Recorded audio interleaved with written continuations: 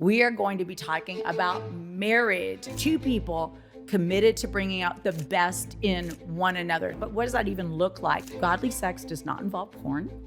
Godly sex does not involve masturbation. Oh gosh, no, that's self-sex. I don't believe in self-sex because it becomes selfish sex. The number one question is, what in the world is submission, and do we still have to do it today? So many people think that submission is some kind of diminishing of the woman, but submission is actually... Welcome to the podcast. We discovered something last season that you guys want to talk about marriage and you guys want to talk about demons. And so today we're not talking about demons because we're hoping those don't cross-pollinate. We are going to be talking about marriage. And I believe that marriage is two people committed to bringing out the best in one another. And so many people are like, but what does that even look like? I mean, that's a great little phrase, but what does that look like? Well, I will tell you, it is iron sharpening iron. It is both people saying things so that they can be heard. It isn't women having no voice and the man having all the voice. It isn't woman having all the voice and the man having no voice.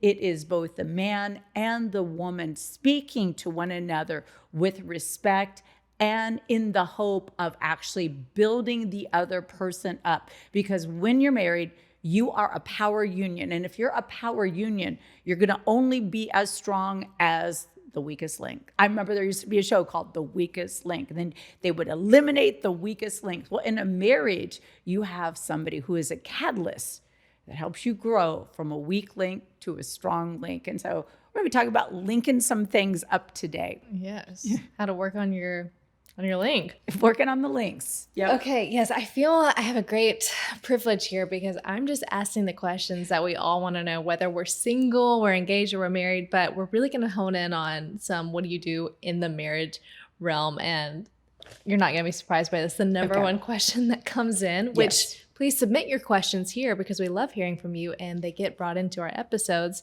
But the number one question is, what in the world is submission, and do we still have to do it today? I mean, there's Ephesians 5:22 that says women, or why? Not women, wives submit to your husband. But what does that wives should be women, so that's okay. Yes. I don't have a problem But don't that. just go submitting to anyone just because you're a woman, but the person that you decide to link with. Yes. How do you submit to him? Do we still have to because it's the 21st century? It's so interesting. I mean, I feel like so many people think that submission is some kind of diminishing of the woman, but submission is actually working together in a union. So we submit with people that we are building with. So I submit to my husband who submits to Christ. So there's like an order. And of course, in my submission to my husband, there is submission to Christ, but I would not submit to my husband if he asked me to do something that would be counterproductive to my submission of Christ. So I'm not submitting to evil. I'm not submitting to things that are unhealthy or abuse. I don't submit to abuse. This is not what we're talking about, because I know sometimes the submission things go sideways. But we have to remember, again, bringing up Ephesians, that God has way more weight and instruction for the husband than he does for the wife. I mean, he says, wives, submit to your husband like the church submits to Jesus. Basically, you love and you respect and you honor. So here's the dynamic. But to the husband, he's like, love your wife like Christ loves the church. He's like, hey, this is what you have to do. You have to wash her with the water of the word. You have to evoke her beauty. You have to live to bring out the best in her. I mean, he's very, very specific. He says in Peter, if you're mean to your wife, I'm not going to listen to your prayers. She is a joint heir with Christ. So submission is two people on mission. And sub means under, and mission means assignment.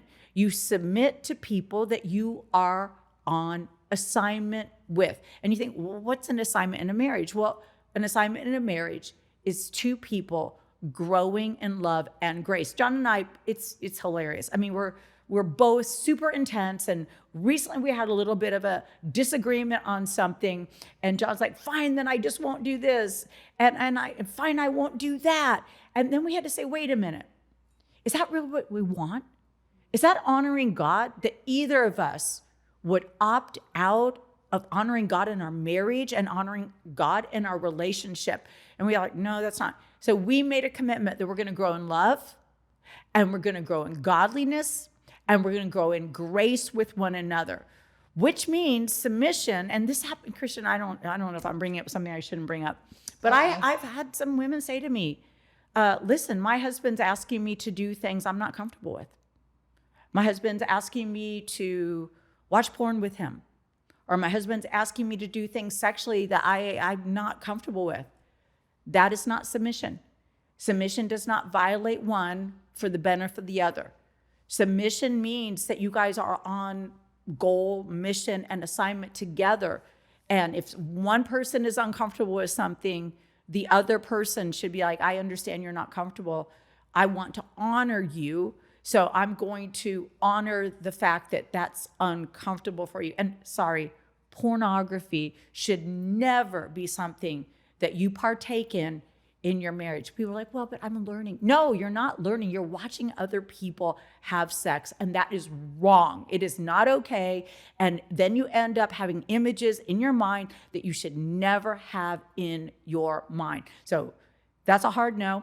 The other thing for John and I is, a hard no for John is a hard no for both of us. A hard no for me is a hard no for both of us. And we don't just live together as husband and wife. We work together as husband and wife, which is always an interesting dynamic and actually complicates it a little bit more. But my husband is not a hard taskmaster, and I'm not trying to be rebellious. So we are living together on mission. Submission never takes dignity away from the person that is under her husband. That is not, and I don't even like under, because under makes it sound like, no, I'm not talking, what we work together, we're co-heirs of the grace of life. My husband knows my weaknesses and my strengths. And submission means that he is constantly celebrating my strengths without he's not unaware of my weaknesses. He's actually loving me into a place of greater strength. I don't know if that makes sense, but submission doesn't work. Submission doesn't work if a husband is domineering and aggressive and abusive. It doesn't work, and it shouldn't work. Mm-hmm. Because you're submitted to his vision. And if he doesn't have, someone that acts in that way is not living through a vision. Or living like Christ. Right. Yeah. This bleeds into another question that we have is, okay, you are submitted, but you also have your own voice, your own opinions, your own prerogatives on things. So how do you make big decisions together? Yeah. Well, again, hard no for one is a hard no for both. But yes, you do have an opinion. And a wise husband will actually draw on the wisdom and the insight of his wife, and he'll care about the input of his children. If you're a leader, you are living on behalf of the people under your care.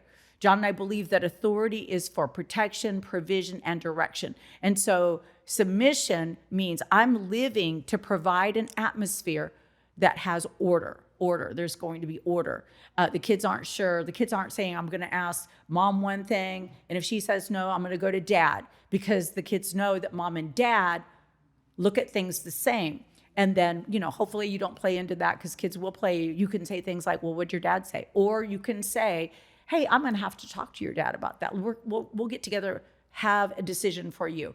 But you should have a voice. But the truth is, when you get married, you live for the benefit of both, not just for the benefit of one, but the benefit of both. And so you have a voice, you have ideas, you have dreams. Assume that the other person wants to hear those things, but be open to timing and insight and talk it through. And maybe picking the best time to have those conversations is really important, because I would try to have these conversations late at night, and John was like, I know, like everything's just going to be no, because I'm tired. So choose your time, choose your tone, and then have a conversation in a way where you're saying, I know how generous you are, and I know how committed you are to my growth. This is something that's just been stirring in me, and I want you to speak into it. And I think that's inviting leadership into something in your life that you are hoping will benefit both people, because you're no longer two, you're one. Mm-hmm. Speaking of benefiting both people, someone asked a question around how to have, per their words, godly sex. So how would you say that? how would you define godly sex? And then what's your advisement, I guess, if we're getting down to it? How do you have a sex life that benefits both people, that doesn't feel restrictive to a man, but doesn't feel like transactional to a woman? What have y'all learned? Yeah. And, somebody asked me, they're like, I cannot believe that you sit across and talk to your daughter-in-law about sex. I'm like, I can't believe it either. But one of the things, Round two, here we are. I want the benefit of grandbabies, so I want them to have sex. It's a beautiful, wonderful thing, and I want both of them happy and fulfilled. Again, if you're wanting to have a fulfilled sex life, it isn't about your body. It's about communication. They say that the number one sex organ is your brain.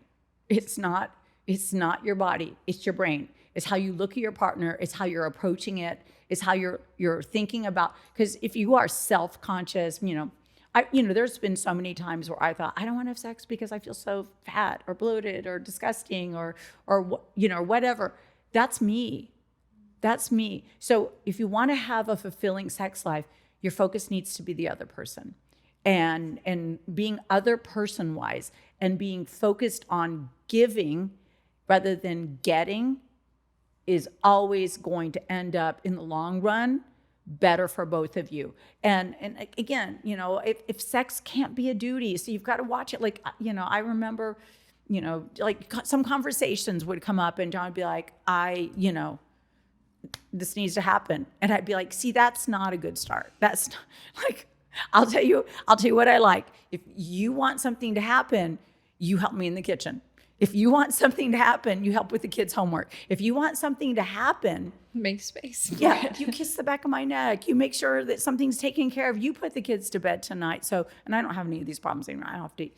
But when the kids were young and those kind of conversations where you have to kind of be stealth, and then there was other things where, I'd have to say, well, I'd have to talk to myself, Christian. I'd have to be like, okay, you like sex. You like sex. You don't think you do right now because you're tired. And it just sounds like a lot of work, but you actually like this. So you need to remember that. And we have the 5-minute rule at our house, which is basically, if my husband can get me in the mood, he can have me. And that's just something. So he always knows I'm trying. He always knows I'm like, okay, I'm not going to reject you. But then I'm like, babe, if we're both just too tired, how about we just find each other in the middle of the night? And he'll be like, okay. But what I don't want to do is reject. I want to create space. And your sexual life is very important. So godly sex does not involve porn. Godly sex does not involve, masturbation. Oh gosh, no, that's self-sex. Yeah. You just I don't know if that's where you're going. I didn't know that. I mean, hey, if you're married, that's And but you hear stories of yeah. Okay, and everybody's going to just say I'm a grandma on this one, but I do not believe that you should rob your partner of your passion.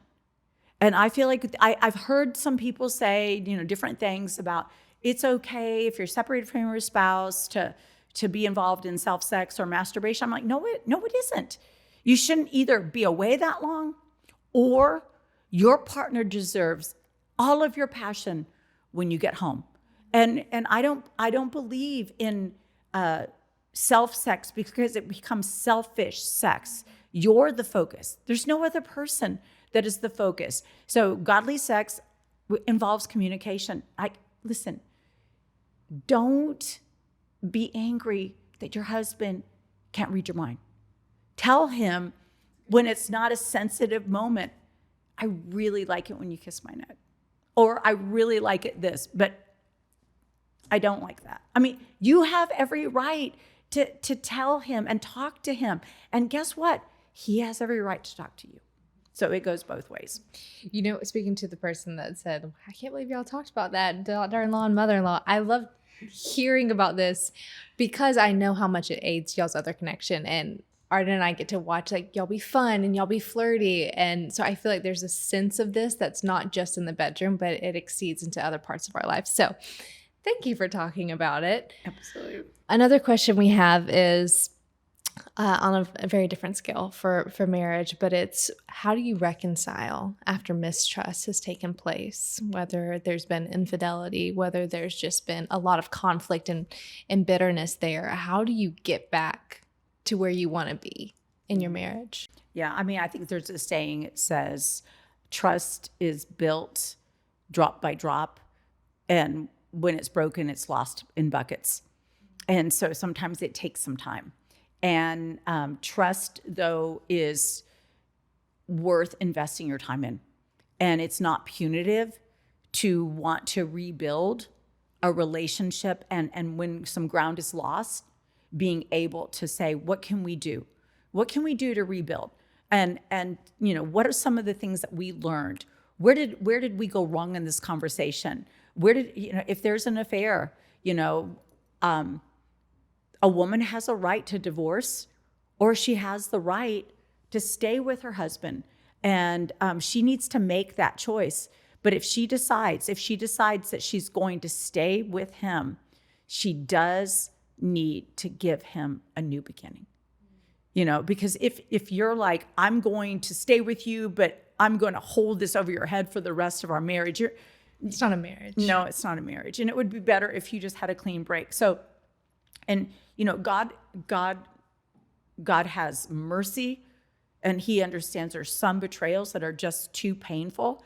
So I've always felt that when there is an affair, the woman has a choice. She either can leave, she has scriptural grounds to leave, or she can stay.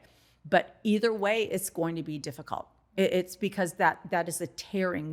When there is a betrayal in a marriage where one partner betrays the other sexually, then there is always going to be a breach that requires attention. And that requires intentionality, that requires humility on the person that wounded the other person.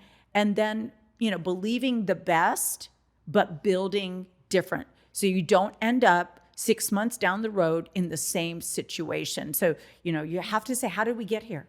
You have to have the hard conversations. And again, I think counseling is great as long as we can bring forgiveness in and Jesus in. But I don't think, I think sometimes people just say, get over it.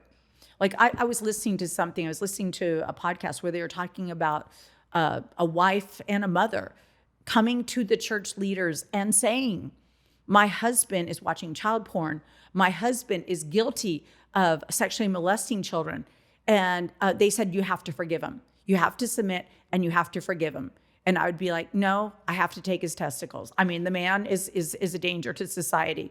And even after this man was convicted, the church still shamed the woman for calling it out rather than healing the pain. Can you imagine the pain that woman went through?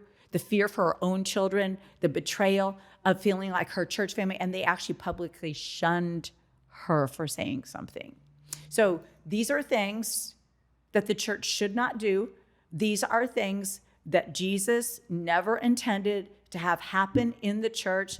I am all for you just get a bunch of men, show up at the house, beat the crap out of them, and just say, do this again. We're going to cut your hands off. I'm not child molesting, just no, that you go to jail. But when somebody cheats on their wife, I do think the men in the church need to come along them and say, you are out of line. What have you done?